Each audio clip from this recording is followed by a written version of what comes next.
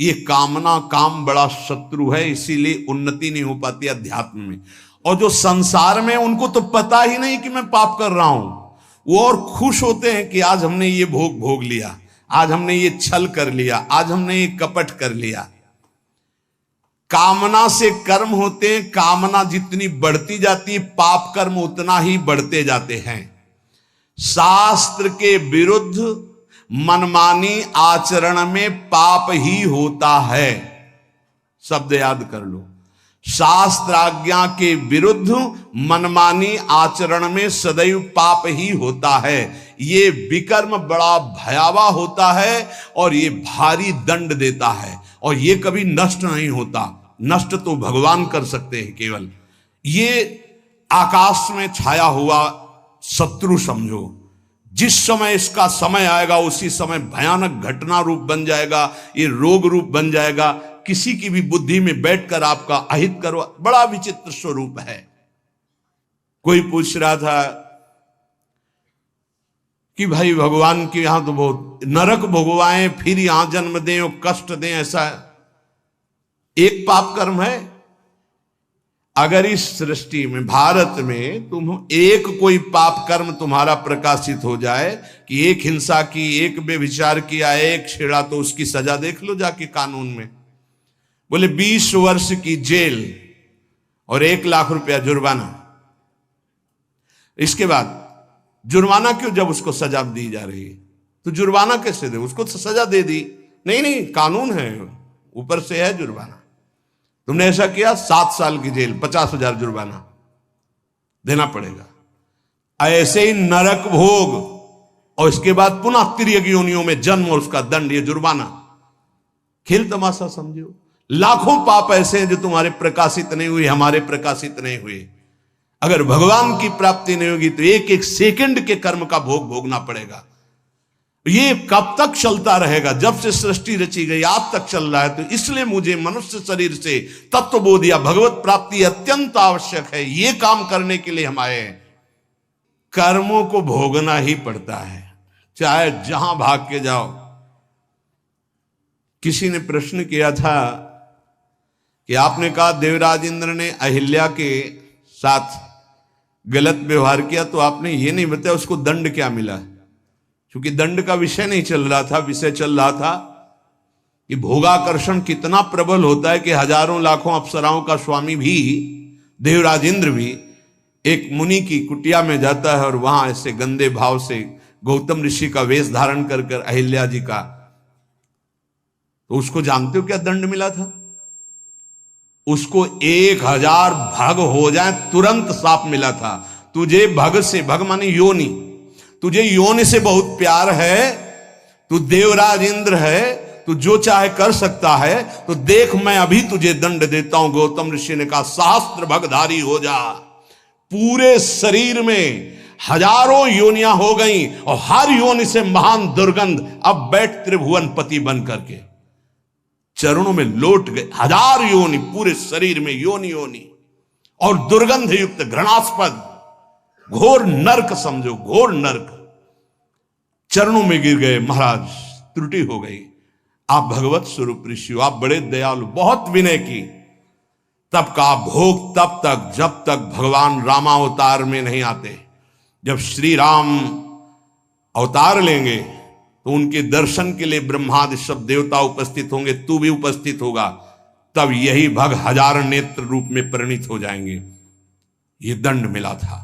तो जानते हो सिंहासन में बैठने से शर्म आती थी और महल में रहते थे अमरावतीपुरी में, निकलना मुश्किल था क्योंकि 1000 भग खुला उनके शरीर में बने हुए थे। कर्मणों गहनो गति, गहन है कर्म की गति, भोगना पड़ेगा। एकमात्र श्री भगवान क्षमा कर सकते हैं, दूसरा कोई नहीं। आम त्वाम स्वरूपापेभ्यो मोक्षयिष्यामि मा शुचा। कामना जब उपासक के अंदर होती है तो ना चाहते हुए भी उससे पाप कर्म हो जाता है। विकर्म से बचना है तो काम, कामना, वासना मन ते अति कर दूर। राधा राधा राधा, पर है बहुत कठिन, बहुत कठिन है। कामना के त्याग के बिना ये निषिद्ध कर्म, पाप कर्म, विकर्म, इससे बचा नहीं जा सकता। गहनो कर्मणो गति, कर्म की बड़ी गहन गति है। कौन सा कर्म बांधने वाला है, कौन सा कर्म मुक्त करने वाला है, इसका निर्णय करने में सब समर्थ नहीं है। जो भगवान में चित्त जोड़े हुए या स्वरूप बोध है, वही उन्हीं के द्वारा निर्णय माना जा सकता है। ये बड़े बड़े विद्वानों में भी गलती हो जाएगी निर्णय करने में। निर्णय में दो ही समर्थ हैं, या तो भगवत प्रेमी महात्मा या ब्रह्मबोध संपन्न ब्रह्म ऋषि। कर्म क्या है समझ गए? कोई भी कर्म करने के पहले जो फल आकांक्षा से प्रेरित होकर शास्त्र सम्मत किया जाता है उसे कर्म कहते हैं। अकर्म क्या है? जो तत्वबोध प्राप्त महापुरुष हैं, निर्लिप्त हैं, ममता रहित हैं, आसक्ति रहित हैं, उनके द्वारा हुआ कर्म अकर्म हो जाता है। वो फल नहीं देगा, वो बांधने वाला नहीं। विकर्म क्या है? जो कामना बढ़ी हुई मनमानी पापाचरण है उसे विकर्म कहते हैं, और ये बहुत भयावह है, ये दुर्गति का कारण है। इसी से नाना प्रकार के दुख भोगने पड़ते हैं। श्री भगवान कह रहे हैं जो कामना से कर्म होते हैं वो कामना अधिक बढ़ जाने पर केवल पाप होने लगते हैं। जैसे धन की कामना से कर्म शुरू होते हैं, फिर धन की जब ज्यादा इच्छा हो जाती है तो बेईमानी, चोरी, हिंसा, छल कपट, इसके करने में कोई भय नहीं रह जाता। अकर्म हमारे कर्म हो जाए ये बहुत जरूरी है। अकर्म, उसके दो ही उपाय हैं, या तो निर्लिप्त, फलासक्ति रहित, ममता रहित, ये तो स्वरूप बोध महापुरुष में होता है। तो एक सरल उपाय है, अपने शास्त्र सम्मत कर्तव्य कर्मों को फलेच्छा का त्याग करके श्री भगवान को समर्पित कर दो। राधा राधा जपो, नहीं बहुत यहां जो भी करोगे उसका दंड मिलेगा। महाप्रभु हरिवंश चंद्र जी कहते हैं, जैसी हरिवंश नरक गति दुर्भर, यम द्वारे कटियत नक छीके। छीक दिया उसका भी है, कहां छीका, किस जगह अंगुली उठाई, किस लिए? एक एक चेष्टा का तुम्हारे कहने से थोड़ी होगा। अरे कहीं कुछ नहीं, ये बावरे लोग हैं, इनको क्या पता है। जब दंड मिलते हैं तब इनको समझ में नहीं आता कहां से मिल रहा है दंड। अजर अमर हो, अविनाशी हो, शरीर को लेकर के देहाभिमान से बात कर रहे हो, कोई भगवान नहीं, कोई नहीं। तुम्हारे आंख मूंदने से हो जाएगा क्या? इस अपराध का दंड है। ऐसे ही यहां जो पापाचरण कर रहे हो, कोई भगवान नहीं। इसका जब हिसाब आएगा तब तुम्हें पता चलेगा। करुणा निधान स्वामी ने ये जन्म तुम्हें अपनी तरफ से करुणा करके दिया है कि तुम मुक्त हो जाओ। उपासक को चाहिए कि कामना का नाश करके, विकर्म का नाश करके अकर्म हो जाए, तभी वो जीवन मुक्त होता है। कर्मण्य कर्म यह पश्येद कर्मणि च कर्म यह, सा बुद्धिमान मनुष्येषु स युक्तः कृष्ण कर्म कृत। बड़ी बात कह रहे हैं श्री भगवान। कर्मण्य कर्म यह पश्येद कर्मणि च कर्म यह, जो मनुष्य कर्म में अकर्म देखता है स्थिति, और जो अकर्म में कर्म देखता है, वो मनुष्यों में सर्वश्रेष्ठ बुद्धिमान है, वो योगी है, वो ज्ञानी है, वो संपूर्ण कर्मों को करने वाला होते हुए भी कृतकृत्य जीवन मुक्त है। ये स्थिति है। कर्मण्य अकर्म यह पश्येत, कर्म करते हुए भी अकर्म स्थिति, कर्म करते हुए भी निर्लिप्त रहना। निर्लिप्तता एक बहुत बड़ी सिद्धि है। यहां जो भी कर्म होता है लिप्त होकर होता है। मानो आधी आपकी परिक्रमा हुई, चलो अब बैठ करके पद गाते हैं, हो गए। नहीं नहीं, थोड़ा ही तो रह गया, पूरी हो जानी चाहिए। क्यों, कौन सा फल चाहिए, कौन सा फल चाहिए? नहीं, पूरी होने पर ही सिद्धि होती, फल प्राप्त होती। फल आगे रख लिया ना, लिप्त हो गए, लिप्त हो गए।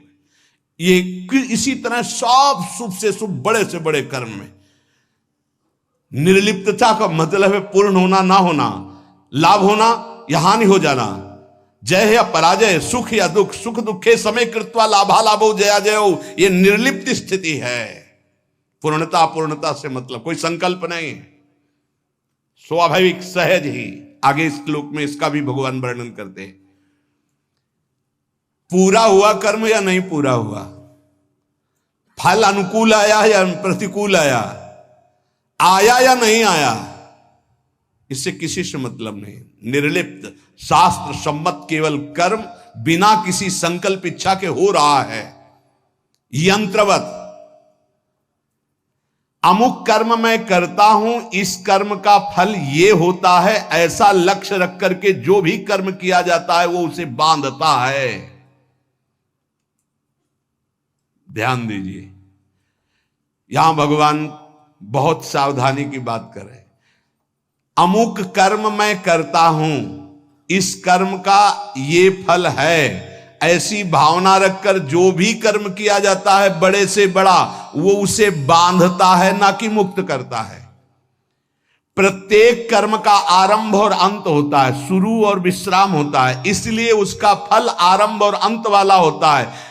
परंतु हमारी जो दुख निवृत्ति होगी वो नित्य पद में होगी, जो निरंतर है, आनंदमय है, सच्चिदानंदमय है, वो अंत आदि वाला नहीं है। क्रियाएं सब आदि अंत वाली हैं, परिवर्तनशील हैं, उनके फल परिवर्तनशील है।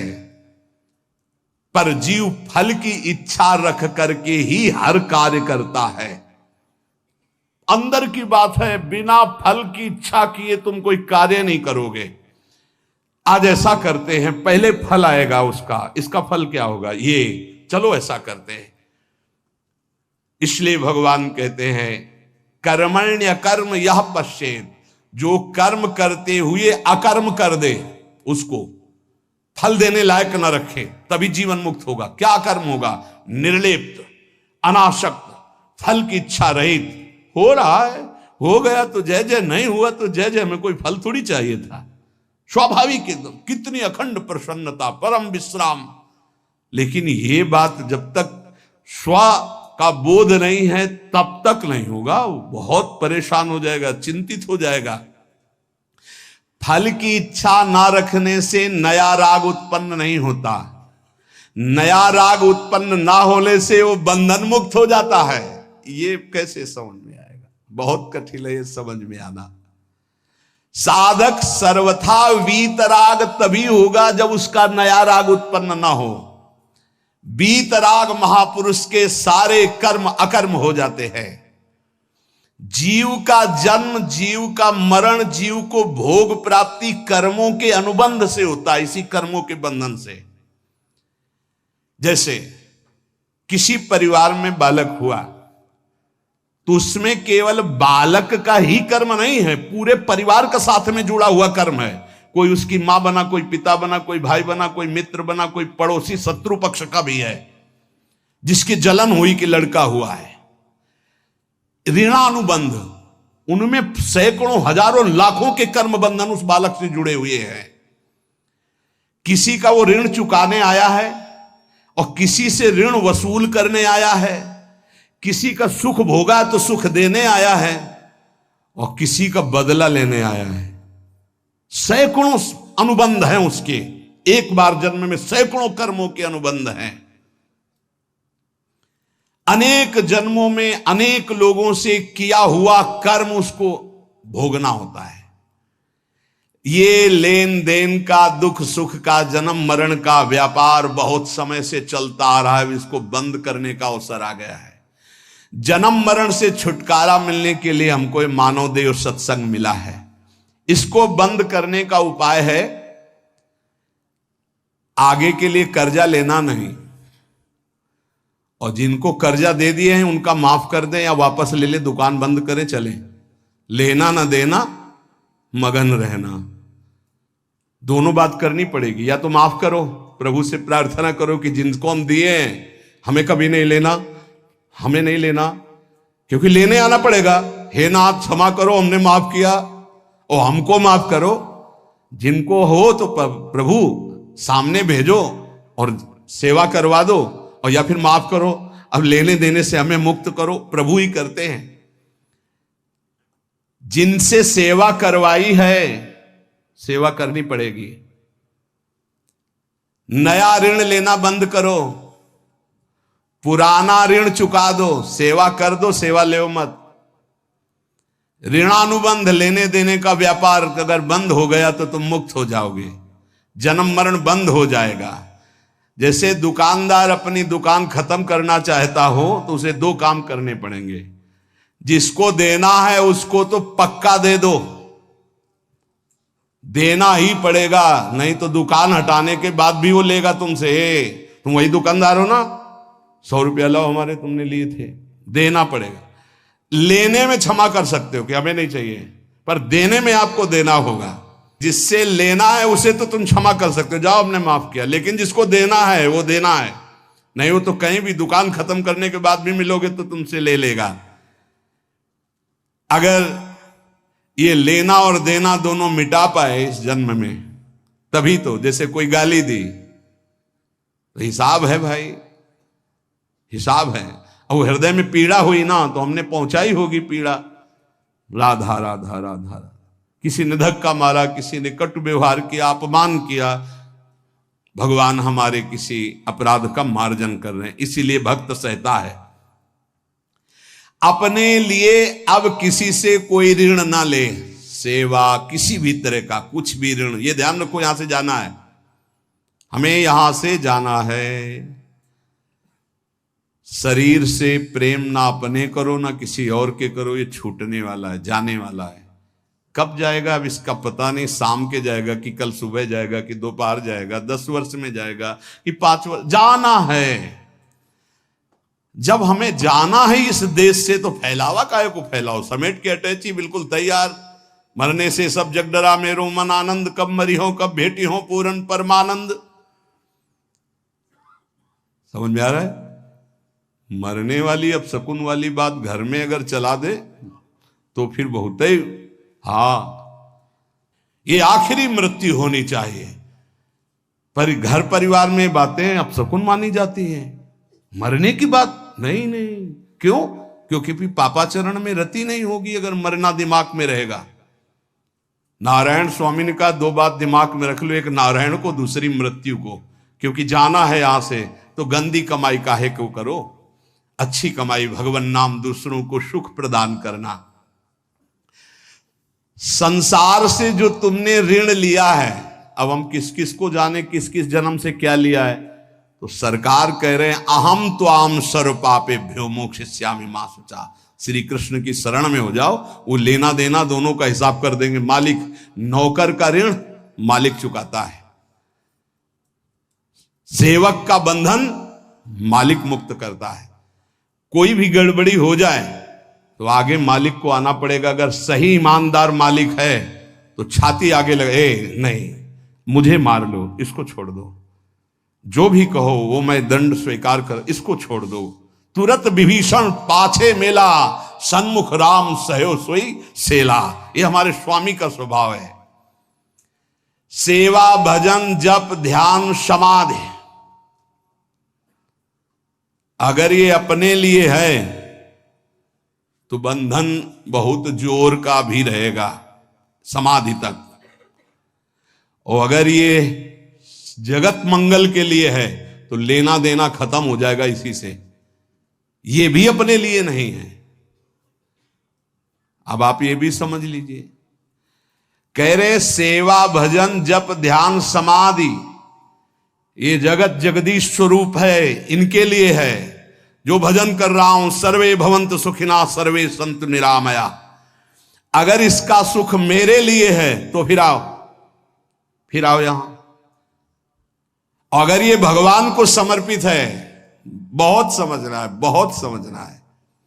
ये महापुरुषों के वचन हैं। कैसे आओगे? देवराज इंद्र, बड़े बड़े देवता, बड़ी बड़ी पदवियां, बड़े बड़े वैभव, ये सब साधन भजन करने वाले को तो मिले। मानो जो इसी देश के बड़े बड़े पदों में है, सब पुण्यात्मा है, इनका तप हुआ है। अब जो किया जाएगा वो आगे की फसल है, लेकिन पीछे की बहुत जोरदार फसल है। अगर मुक्त होना चाहते हो तो भजन भी अपने लिए नहीं है। तो दियम वस्तु गोविंदम तो भ्रमेयो, लेना न देना मगन रहना, जीवन मुक्त हो गया। अब आपको लगेगा, जानते हो कैसे बात करते हैं महाराज, आज से एक माला आपके लिए कि आपका रोग ठीक हो जाए, और 10 हमारी, एक माला सिर्फ आपको देंगे। इष्ट और गुरु को एक माला, 10 माला मेरी। नहीं भैया, मेरा अस्तित्व नहीं, अब जो कुछ हो रहा है वो सब आपके लिए है। आप जीवन मुक्त हो गए। ये बड़ा सूक्ष्म विषय है, बड़ा सूक्ष्म विषय। जीवन मुक्त होने के लिए आना ना जाना, सेवा भजन जप ध्यान समाधि, ये केवल संसार के हित के लिए है। माला के घुमाए, इतना कष्ट सहकर माला घुमा रहे हो, कह रहे दूसरों के मंगल के लिए है।